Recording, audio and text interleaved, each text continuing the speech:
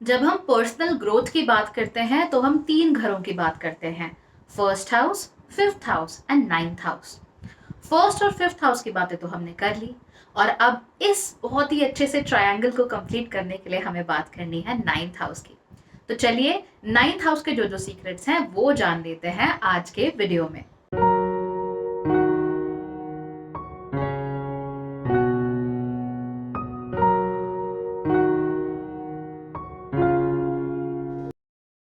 नमस्ते, Bhagyashree holistic astrology में आप लोगों का एक बार फिर से स्वागत है। यहाँ पर हम बात करते हैं पॉजिटिव एस्ट्रोलॉजी की, इंस्पायरिंग एस्ट्रोलॉजी की और साथ ही साथ होलिस्टिक एस्ट्रोलॉजी की भी। यानी कि एक ऐसा ज्योतिष जो कि आपके पॉजिटिव पॉइंट्स को मैक्सिमाइज कर सकता है और आपके नेगेटिव पॉइंट्स को मिनिमाइज करने में आपकी मदद कर सकता है। इस चैनल पर आपको लग्नों के, चंद्र राशियों के, सूर्य राशियों के, नक्षत्रों के जिस किसी भी टॉपिक पर चाहें आप उस पर वीडियोस मिल सकते हैं। और अगर अभी तक नहीं मिले हैं तो रेस्ट अश्योर्ड मैं उन्हें बनाने ही वाली हूँ बहुत जल्दी। आप चाहें तो इस चैनल को लाइक, शेयर और सब्सक्राइब जरूर से कीजिए ताकि आप जो भी मेरे नए वीडियोस आते हैं उनको लेकर अपडेटेड रहें। इस चैनल पर मेरी एक बहुत ही फेवरेट सीरीज है सीक्रेट्स ऑफ द हाउसेस, जहां पर हम कुंडली के अलग अलग घरों के बारे में बात करते हैं और उनके बारे में कुछ ऐसे तथ्य जानते हैं जो आमतौर पर लोगों को मालूम नहीं होते हैं या फिर उन्हें अच्छे से समझने की हम लोग कोशिश करते हैं। आज हम बात कर रहे हैं secrets of the ninth house की। नाइन्थ हाउस यानी नवम भाव यानी धर्म भाव। बहुत सारे लोगों का ये मानना है कि ये जो नाइन्थ हाउस है ये हमारे लक को दिखाता है कि हम कितने लकी हैं। और फिर जब लक की बात होती है तो फिर वो ऐसी चीजों का नाम ले लेते हैं जैसे रेसिंग या जुआ या गैम्बलिंग या स्पेक्यूलेशन या फिर आप स्टॉक मार्केट में कितना पैसा कमाएंगे या फिर आप लॉटरी जीतेंगे या नहीं जीतेंगे। लेकिन यकीन मानिए, लक का मतलब सिर्फ ये नहीं होता कि आप एक दिन बस भीड़ में से जा रहे थे, आपको एक लॉटरी का टिकट गिरा हुआ मिला, आपने उठाया एंड मिराक्युलसली आपने लॉटरी जीत ली। इसे लक नहीं कहते। लक इसे कहते हैं that since you were born आपके साथ एक प्रोटेक्टिव फोर्स चले जो कि आपको लाइफ में अच्छे एक्सपीरियंसेस की तरफ धकेले, अच्छे एक्सपीरियंसेस की तरफ ले जाए। तो नाइन्थ हाउस इस तरीके से लक को दिखाता है। कई लोग कहते हैं हमारा नाइन्थ हाउस तो बहुत स्ट्रांग है, पर हम जो भी करने चाहते हैं वो काम खराब हो जाता है या फिर उसमें कोई ना कोई दिक्कत आनी शुरू हो जाती है, हम तो बिल्कुल अनलकी हैं। प्लीज लक को उस तरीके से देखना बंद कर दीजिए। That is not how luck works. ये जो हमारा नवा भाव होता है ये क्या क्या दर्शाता है हमारे जीवन में? ये दर्शाता है हमारे पिता को, हमारे गुरु को, धर्म को। धर्म यानी राइचियसनेस की सही तरीका क्या है जीवन जीने का। इसके अलावा वो हमारी धार्मिकता को भी दिखाता है कि हम धर्म को कितना फॉलो करते हैं।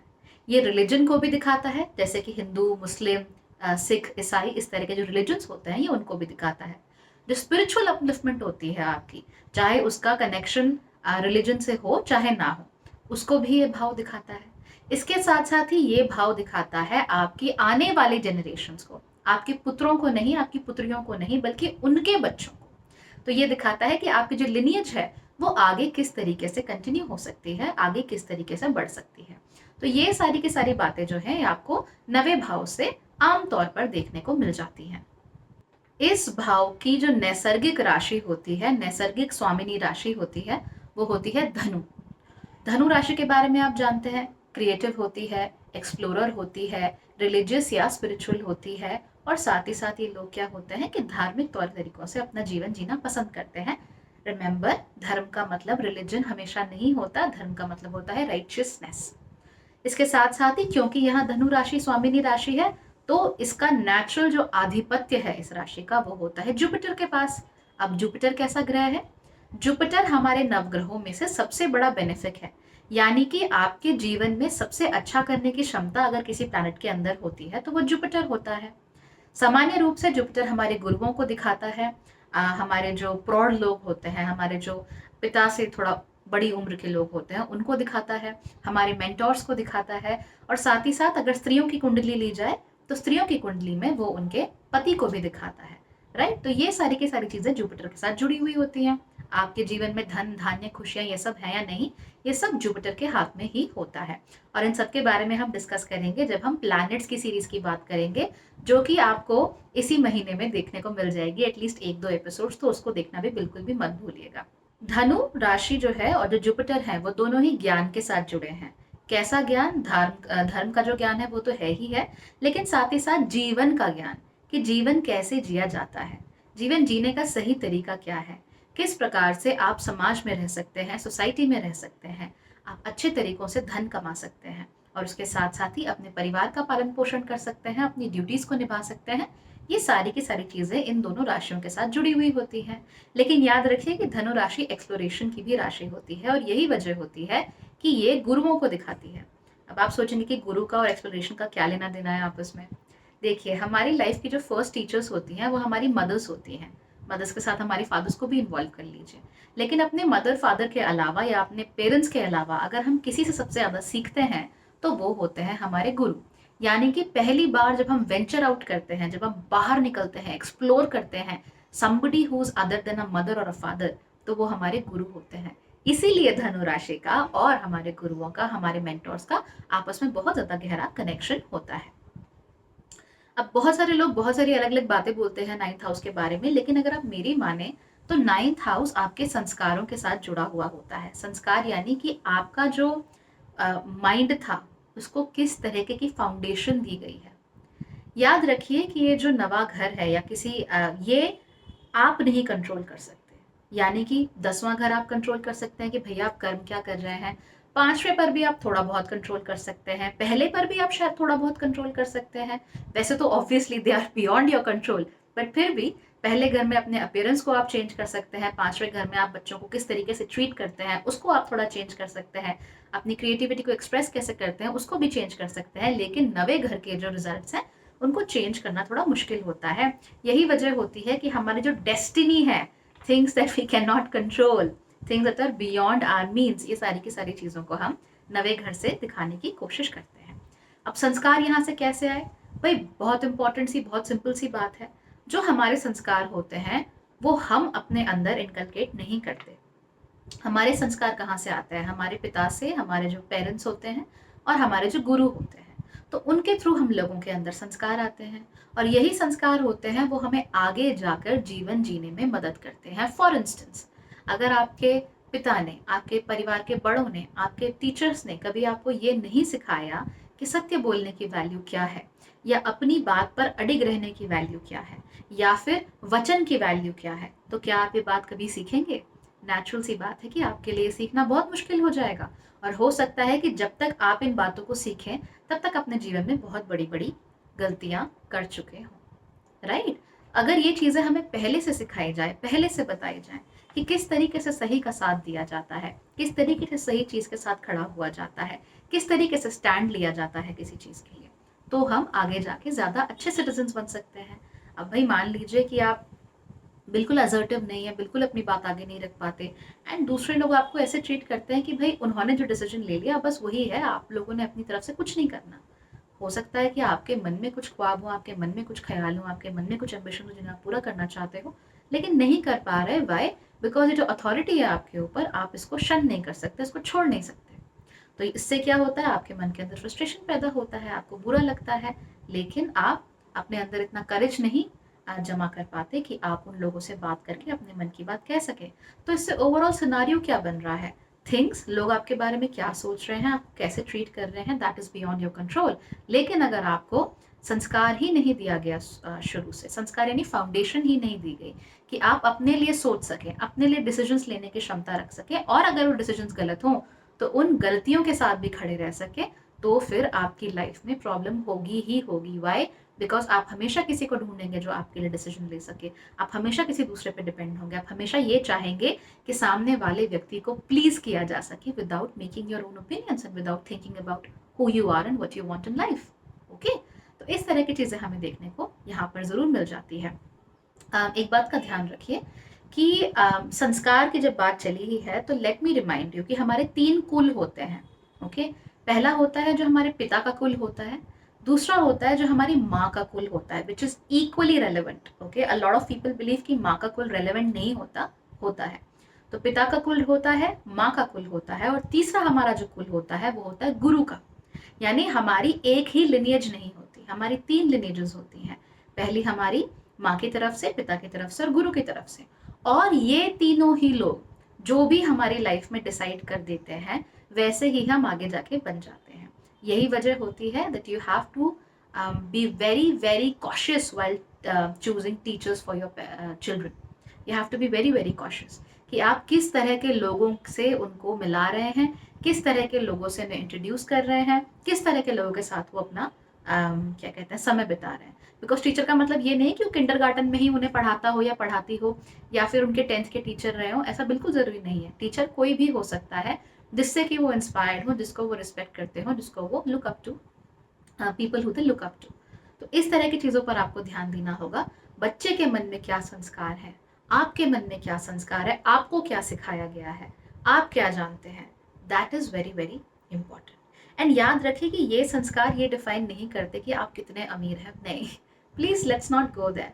दो अगर आपका 9th हाउस अच्छा हो तो आपके पास लक्ष्मी भी रहती है, नो डाउट, आपके पास समृद्धि भी रहती है। लेकिन लक्ष्मी और समृद्धि का मतलब ये नहीं होता कि जब भी आपको गर्मी लगे आप नोटों की गड्डियां लेकर खुद को पंखा जलना शुरू करते हैं। इसे लक्ष्मी और समृद्धि नहीं कहते हैं।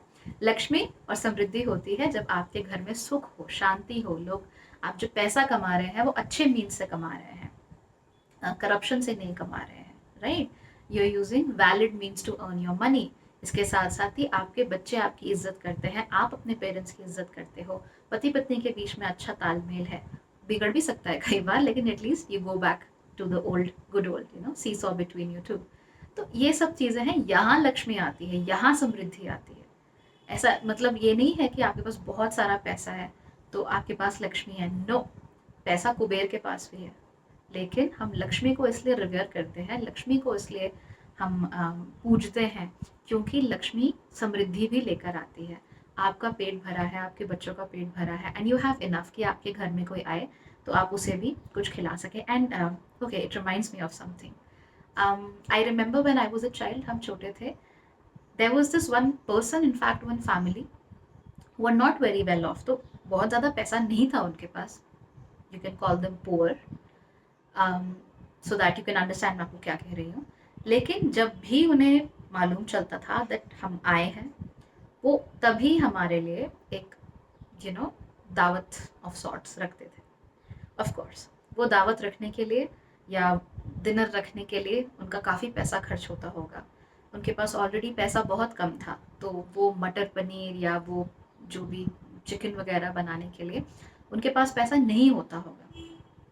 शायद 4-5 एक्स्ट्रा लोगों के लिए दाल बनाने के लिए भी उनके पास एक्स्ट्रा पैसा नहीं होता होगा। लेकिन उनका दिल, उनके संस्कार इतने बड़े थे, इतने अच्छे थे कि whenever we arrived, they arranged for it, and it was one of the best meals we had, a very nice socializing experience। और ये कहना इसलिए ज़रूरी है क्योंकि उनके लाइफ के साथ कुछ भी हो रहा हो और उनकी सामाजिक स्थिति कैसी भी रही हो, उनकी आर्थिक स्थिति कैसी भी रही हो, उनके संस्कारों की स्थिति बहुत अच्छी थी। क्योंकि उनके संस्कारों ने इन्हें सिखाया था कि आप अगर किसी को जानते हैं और आपको मालूम है कि वो आपके शहर में है या आए हैं आसपास मिलने के लिए, तो आप उन्हें अपने घर डिनर पर बुलाएं, आप उन्हें अपने यहाँ बुलाएं, आप उन्हें वार्मथ दें, अच्छे से ग्रीट करें उन लोगों को, अच्छे से उन्हें खाना खिलाएं। हो सकता है कई बार उन्होंने उस खाने के लिए बोरोइंग की हो, पैसा शायद उधार लेके किया हो, एंड ऐसा कुछ भी नहीं हो सकता था जो हम करते जिससे उनकी लाइफ में कुछ फ़र्क पड़ता। बट बात सिर्फ संस्कार की है, आप कितने संस्कारी हैं, आपने क्या सीखा है। एंड अगर आपने ये करना सीखा है, something has been done right, आपके साथ कुछ अच्छा हुआ है, आपके ऊपर ज़रूर कोई ब्लेसिंग है, आपके ऊपर ज़रूर किसी का हाथ है, आपके ऊपर ज़रूर आपके संस्कारों की छत्र छाया है, because of which you are so nice and you're so kind. These are wonderful things that you share. And imagine all these years, after all these years, I still remember very fondly. क्योंकि उन लोगों का जो gesture था वो इतना अच्छा था। एंड रिमेंबर, वो इसलिए नहीं कर रहे थे कि हम उनके लिए कुछ कर सकते थे, शायद हम उनके लिए कुछ भी नहीं कर पाते, बट क्योंकि उनका जेस्चर इतना अच्छा है, क्योंकि उनका जेस्चर इतना काइंड और इतना हार्ट वार्मिंग है, that's what tells you what sanskar is all about, right. So you have to find these things, you have to find these little things in life। और यही चीज़ ही डिसाइड करती है कि आप में संस्कार है या नहीं, आपका जो परवरिश है वो अच्छे से हुई है या नहीं, आपको जो चीज़ें सिखाई गई हैं वो अच्छी हैं या नहीं। It's very important. शायद आज की दुनिया में इन चीज़ों को इतना महत्व नहीं दिया जाता, but in my eyes it's very important. So खैर, मेरी पर्सनल कहानियाँ बहुत ज़्यादा हो गई अब हम बात कर लेते हैं कि नाइन्थ हाउस आपका कैसा है, उसको कैसे डिसाइड करें। सबसे पहले आप देखिए कि नाइन्थ हाउस में, यानी आपकी कुंडली के नाइन्थ हाउस में कौन सी राशि है। जैसी भी राशि होगी आपको उसी तरीके के रिजल्ट्स देखने को मिलेंगे। मान लीजिए यहाँ पर मिथुन राशि है, तो मिथुन राशि होगी तो आपके जो सीनियर्स हैं, जो अडल्ट हैं आपके घर में, या आपके जो गुरुज हैं, उनके साथ आप बहुत फ्रेंडली रिलेशन मेंटेन करके रख सकते हैं। सो मच सो कि आप उनको या वो आपको अपना इक्वल समझें या इक्वल की तरह ट्रीट करें। आपने ऐसे बहुत सारे टीचर्स देखे होंगे, पेरेंट्स देखे होंगे जो अपने बच्चों को इक्वल समझते हैं, यानी उनसे एक इक्वल की तरह बात करते हैं। They talk to them like adults, उनकी बात सुनते हैं, एक दोस्त की तरह समझते हैं जेन्युइनली, एंड उनकी लाइफ में इंटरफेयर नहीं करते, लेकिन जब उनको ज़रूरत होती है एडवाइस की तो उन्हें एडवाइस देने को राजी रहते हैं। तो इस कुछ तरीके का आपको डायनेमिक मिथुन राशि के साथ देखने को मिल जाता है, that you are being treated as an equal. उसके ऑब्वियसली अच्छी चीज़ें भी हैं इसमें, बुरी चीज़ें भी हैं, but again that's how it is with everything. मान लीजिए यहाँ पर स्कॉर्पियो राशि है, स्कॉर्पियो यानी वृश्चिक राशि है, तो क्या होता है कि आपके टीचर्स, आपके पेरेंट्स, आपके जो मेंटोर्स हैं, या आपके साथ काम करने वाले इमीडिएट सुपीरियर्स आपके बारे में एग्जैक्टली क्या सोचते हैं आपको कभी पता नहीं चलेगा। It will be very very difficult, and hidden things will come out every now and then, and it will be very difficult to for you to understand कि ये कैसे हो गया, राइट। अब अगेन ये अच्छा भी हो सकता है कि वो आपके बारे में बहुत अच्छा सोचते हो, लेकिन आपके सामने प्रदर्शित ना करते हो, क्योंकि उनको ऐसा लगता हो कि अगर मैं बहुत ज़्यादा इसको प्रेज करूँगा या करूँगी तो फिर ये व्यक्ति जो है ये लैक्स हो जाएगा, अपनी ड्यूटीज़ को फुलफिल नहीं करेगा। लेकिन इसका दूसरा मतलब ये हो सकता है कि शायद वो आपसे जेलस हैं, शायद वो आपको लेकर इनसिक्योर हैं, शायद वो आपकी ग्रोथ को लेकर इनसिक्योर हैं। एग्जैक्टली इसका क्या मतलब होता है वो पता करने के लिए आपको ग्रहों की पोजीशंस एंड ओवरऑल कुंडली चेक करनी पड़ेगी। सो एकदम से किसी डिसीजन पे मत पहुंचिए। हाँ, लेकिन हिडन चीज़ें होती हैं, सडन चीज़ें भी बहुत ज़्यादा होती हैं। पेरेंट्स के साथ रिलेशनशिप में, गुरुज के साथ रिलेशनशिप में suddenly a lot of things happen, तो यहाँ ये भी आपको देखने को मिल जाएगा। मान लीजिए यहाँ पर धनु राशि है, तो आपके जो मेंटोर्स होते हैं वो आपको पुश करते हैं to go forward in life, वो आपको पुश करते हैं to get something better in life. तो ऐसी भी चीज़ें देखने में आती हैं। तो राशि कौन सी है नौवें घर में, और उस नवे घर की राशि का क्या स्वभाव है, सबसे पहले हमें उसे देखना है। उसके बाद हमें देखना है कि इस राशि का स्वामी कौन है। स्वामी जैसे अगर धनु राशि है तो जुपिटर हो गया।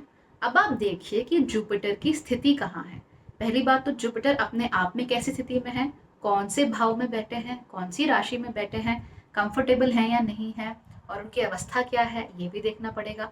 डिग्रीज क्या है ये भी देखना पड़ेगा। अगर मान लीजिए एग्जॉल्टेड है जुपिटर, तो वो आपको अच्छे रिजल्ट्स देने की क्षमता ज्यादा रखते हैं। Alright, so it can give you better results अगर उनको अच्छे से टैप इन उस एनर्जीज को किया जाए तो। अगर मान लीजिए वो नीच के हैं तो उनकी अच्छी आपको अच्छी जो ब्लेसिंग्स है वो देने की जो क्षमता है वो थोड़ी सी कम हो जाती है। It doesn't go away for ever, but थोड़ी कम हो जाती है। उच्च नीचा कॉन्सेप्ट भी मैं आपको किसी नए वीडियो में ज़रूर जल्दी से बताऊंगी कि कैसे होता है। एंड उच्च नीच का मतलब होता भी है और नहीं भी होता, वो भी कैसे होता है डिपेंडिंग ऑन द कुंडली, वो भी मैं आपको बताऊंगी बट लेटर ऑन। तो उसकी स्थिति भी आप चेक कर लिए। फाइनली आप ये चेक करेंगे कि जो नवा घर है उसमें कौन सा ग्रह है, कौन सी युति है यानी कंजंक्शन है, और साथ साथ कौन से एस्पेक्ट है यानी कि दृष्टियां हैं। ये भी जरूरी होता है, क्योंकि जो फाइन ट्यूनिंग होती है रिजल्ट्स की वो हमें इससे देखने में हमें पता लगती है। कुछ ऐसी चीज़ें होती हैं जैसे कोर्ट कचहरी मुकदमा, बड़ी बड़ी ऑर्गेनाइजेशंस, चाहे वो सरकारी हों चाहे वो गैर सरकारी हों चाहे वो रिलीजियस हों, उनके साथ जुड़ाव, उनके साथ आपका कैसा रिलेशनशिप है, ये भी आपको नवे घर से देखने में पता चल जाता है। तो although I don't delve into these matters a lot, लेकिन हाँ, अगर आप अपने जीवन में ये देखना चाहें whether these things will pan out for you और नॉट, तो वो भी आप नवे घर से देख सकते हैं। एक बात मैं आपको खास तौर से बताना चाहती हूँ कि पहला घर, पांचवा घर और नवा घर यानी first, fifth and ninth houses, इनको जरूर एक साथ देखिए, क्योंकि आपकी लाइफ में क्या होगा क्या नहीं होगा, आप कौन हैं, कैसे एक्सप्रेस करते हैं, और उसके साथ साथ ही अपनी जो चीज़ें हैं लाइफ में जिनको आप कंट्रोल नहीं कर सकते, अनकंट्रोलेबल सर्कमस्टांसेस हैं, वो आपके साथ जीवन में क्या करते हैं वो नवे घर से पता लग जाता है। आप जप करते हैं, तप करते हैं, मंत्रों का ज्ञान रखते हैं, धर्म का ज्ञान रखते हैं, जीवन का ज्ञान रखते हैं, दुनियादारी का ज्ञान रखते हैं, ये सारी चीज़ें भी हमें नवे घर से देखने में मिल जाती हैं। एग्जैक्टली कब आपकी लाइफ में ये चीज़ें आना शुरू होंगी वो भी हमें नवे घर से देखने में मिल जाता है। So remember, this house is very very important. तो पहला घर आप किसके लिए देखिए? लग्न के लिए, कि भाई आप हैं कौन, आपकी मटीरियल रियलिटी क्या है। पांचवा घर आप क्यों देखिए? ये चेक करने के लिए कि क्रिएटिविटी क्या है, कैसे एक्सप्रेस करते हैं, एंड आपका ईगो किस प्रकार का है, राइट। ईगो की बात हम किस में कर रहे हैं? सन साइन वाली सीरीज में, अलग अलग राशियों में किस किस तरीके का ईगो जन्म लेता है, किस किस तरह की पर्सनालिटी जन्म लेती है, उसका हम बात कर रहे हैं उस बारे में। उसको भी जरूर देखिएगा, it will be very very helpful for you. And finally ninth house में कंट्रोलिंग अनकंट्रोलेबल सर्कमस्टांसेस, जिनके ऊपर आपका कोई कंट्रोल नहीं है, कुछ भी हो सकता है, you don't know, because life is unpredictable. और ये जो अनप्रडिक्टेबिलिटी है ये नाइन्थ हाउस से हमेशा पता चल जाती है। सामान्य रूप से अगर नाइन्थ हाउस में चंद्रमा हो या फिर जुपिटर हो तो वो आप लोगों के लिए बहुत अच्छा होता है। अगर यहाँ पर सन भी हो तो भी बहुत अच्छा हो सकता है। बट अगेन रिमेंबर कि खाली नाइन्थ हाउस नहीं देखना, नाइन्थ हाउस में राशि कौन सी है वो भी देखना है, एंड साथ साथ दृष्टियां और युतियां वो भी देखनी है। किसी एक चीज के दम पर कोई बहुत बड़ी प्रिडिक्शन मत कर दीजिए। ना ही अपने बारे में कोई अच्छा या बुरा ख्याल, यानी बहुत ही अच्छा या बहुत ही बुरा ख्याल रख लीजिए। It's not going to work out. You have to see the kundli as a whole, कि भाई ये तो टेंडेंसीज हैं, बट ओवरऑल जो ओवर आर्चिंग नैरेटिव्स हैं वो कौन से हैं वो भी तो देखना होता है। तो उन चीज़ों पे ध्यान दीजिए, क्योंकि यही होलिस्टिक एस्ट्रोलॉजी है। तो ये तो हो गई नाइन्थ हाउस की बात।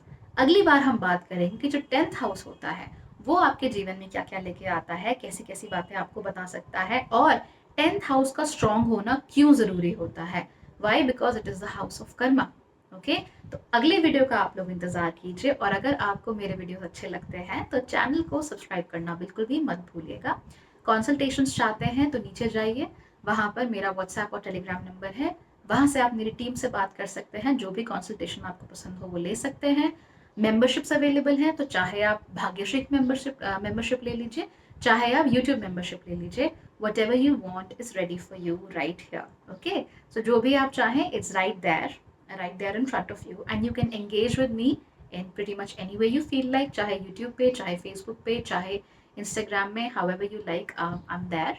So please try to connect and make sure that you stay with me, stay on this channel, क्योंकि हम बहुत सारी बातें करते हैं and I try my best कि मैं reasonable और positive बात करने की ही कोशिश करूँ। Thank you so much for watching.